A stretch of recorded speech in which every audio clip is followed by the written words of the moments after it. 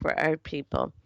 For example, I have one client that I had to call and say, well, I got the good news and the bad news.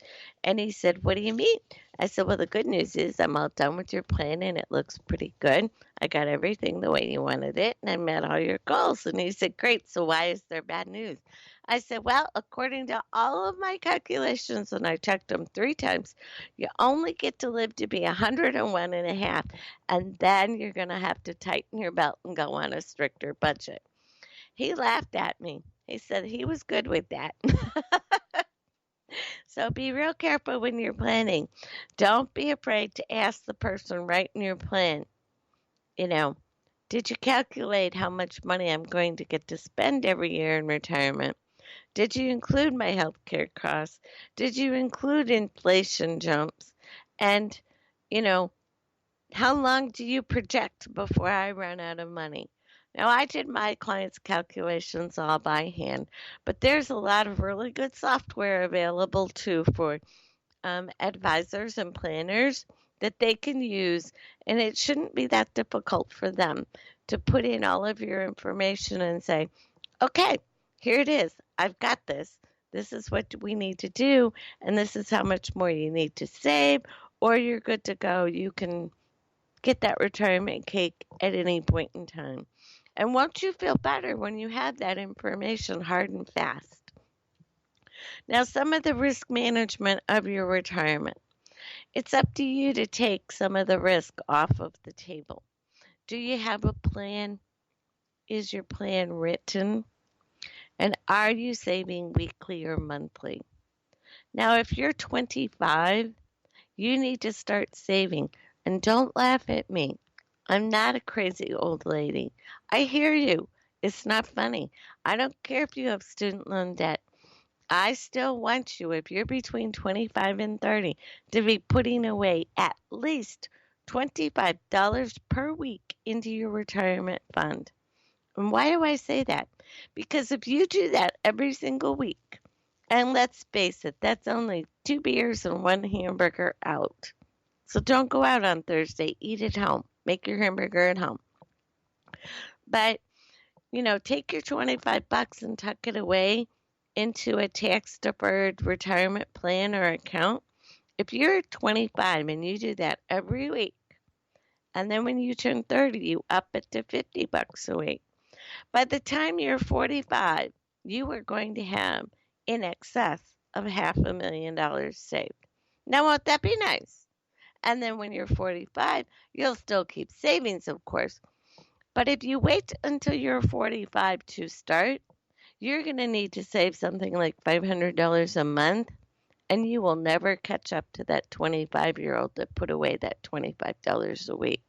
Now, everybody that's over 25 and 45, don't you wish somebody would have insisted that you'd put away $25 a week?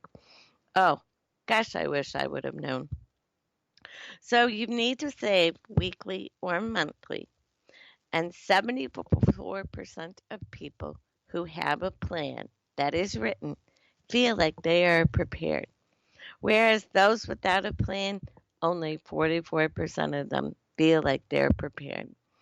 And the big thing is people that work with a coach or an advisor, they end up with so much more retirement savings at the end, at the time when they're ready to retire, than those who do not have a coach or an advisor. So I'm going to do something unusual, and I'm going to give you my email address one more time. rcmoneycoach@gmail.com. Because if you don't have a plan and it's not written, let me know. We'll help you get one. Okay? Now, let's talk about some of these quick Social Security facts. Some of the things in Social Security have changed. And of course, just like most of the other people, I do go on social media and I look to see what people are talking about. And a lot of people are putting Social Security information out there and Medicare information out there that is just plain wrong. It's a bib. It's I don't know what it is. It's a rumor. Please don't believe what is not true. I encourage you to get your facts straight. All right. And everybody that's approaching retirement, y'all want to know the same thing, right? Is it still there? When should I get it? How much am I going to get? I heard there were loopholes. What are they? Well, I want some of that extra money. I saw an ad a week ago on Facebook. Everybody on Social Security, they should be getting this extra money. There is no extra money. What are they talking about? And more importantly, I wonder what they're smoking. Anyway, so let me clear this all up. Now, I just made this presentation and there were 4 CPAs in the room. So I'm pretty sure I got my facts straight. And if you really want to know, go to ssa.gov and set up your own little account with them called My SSA, and it will go in there and it will tell you if you retire at this age, you get this much, and that age, that much, and so on. And it's all personalized to what's in your account. It's also your chance to make sure everything in your record is accurate. Because if you wait until you're about to retire, you're going to get whammied with inaccuracies. That is not a good surprise. All right. So the maximum for 2018 was $2,788 a month. Now, if you're used to living on $6,000 a month, see, that's only about a third. You really got to look at this and plan ahead. If you wait until you're age 70 to file for it, you get an additional 8% per year for every year you wait. So if your full retirement age is 67, and you retire at 68, you get another 8%.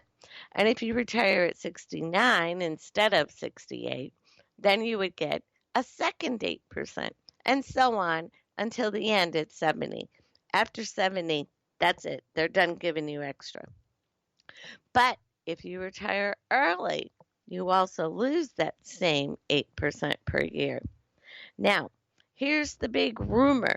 Rumor has it that if you retire at 62 or 63, when you reach full retirement age, you get your full retirement. They bump you up. They do not. Did you all hear me? They do not bump you up. If you retire at 63 and you lost your 8% per year from your full retirement age, whatever you got, that is what you get forever. You do not get bumped up to full retirement amount. The only way you get full retirement amount is to wait until you're the full retirement age. Now, if you were 62 by January 1st of 2016 and you filed for it by April 30th of 2016, you did get what was called the spousal privilege loophole.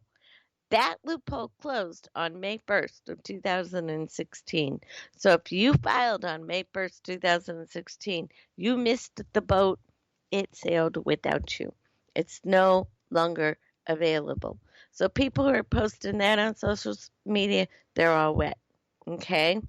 So I use the decision tree, and we had 2 shows previously. Is retiring at 62 right for you? You can look those up. They're in the archives of our shows on iHeart and on the SOB Radio Network. You can also send me an email and I will help you decide. I use a decision tree. I'm running a little short on time, so must get to the end. Anyway, if you take your Social Security early and then you continue to work, you can be taxed on up to half of it after you've earned $17,000. So beware of this because they don't withhold from your Social Security, and then at the end, you'll get this big tax bill. You must have a long work history of contributions, and the last 5 years of your work history is what they use to determine what your payments are, so do not go part-time in your last 5 years of work. And for Medicare Part A, you need to have at least 40 quarters, which is 10 years, of work history in order to qualify for Medicare Part A. That's the part that's free. All right? So, quick summary. At age 62, you get 75% of your retirement amount, and it stays there for life. At full retirement age, you get 100% of your retirement amount, and it stays there for life. But if you wait till age 70, you get 132% of your retirement amount, and it stays there for life. But you do not, I repeat, do not get a cash bonus of the prior funds between full retirement age and 70. And Social Security is a different set of rules, and we're not going to go into that because I really didn't intend to, and we have run out of time.